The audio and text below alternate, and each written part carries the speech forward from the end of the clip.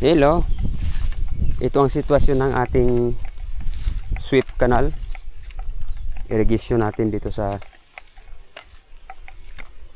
palayan, dito sa lugar namin. Hubas, wala ang tubig. Ito po ang itsura, tigang.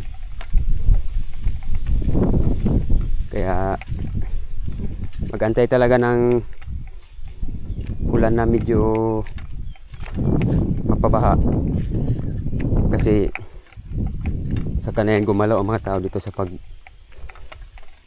ng palay. Sa ngayon wala, puro kami nakatingala, nag-aabang na bigyan kami ng grasya na malakas na tubig. Mahina na kasi ang mahina na rin kasi ang sapa, mga idol. Hindi na sapat ang ng sapa, ang buhos ng tubig ng sapa para sa irrigation. Tignan ninyo, kita ko sa inyo ang sapa.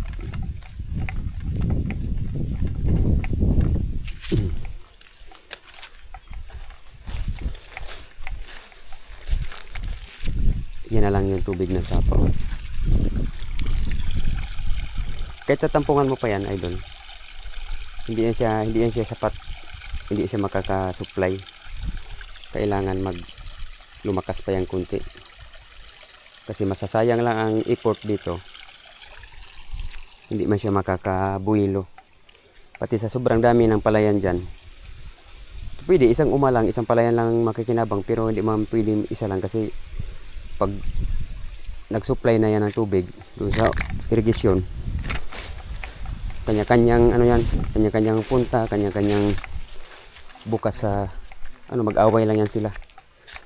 Kaya ginanya na lang para tabla, walang problema,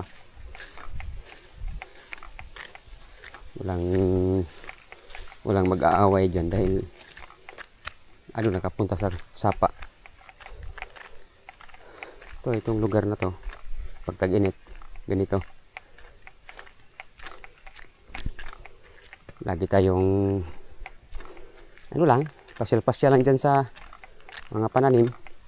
Kaya mga tubig na yun, kaya pandilig lang sa mga tanim. May hapon, dala kong balde, didiligan ko yung mga kalabasa kung hindi magulan. Ganun lang tirada natin para hindi tayo mahuhuli. Baka mamaya magsisi tayo na ba't hindi tumubo. Paano tatubo na hindi naman nidiligan, di ba? Thank you. Salamat mga idol.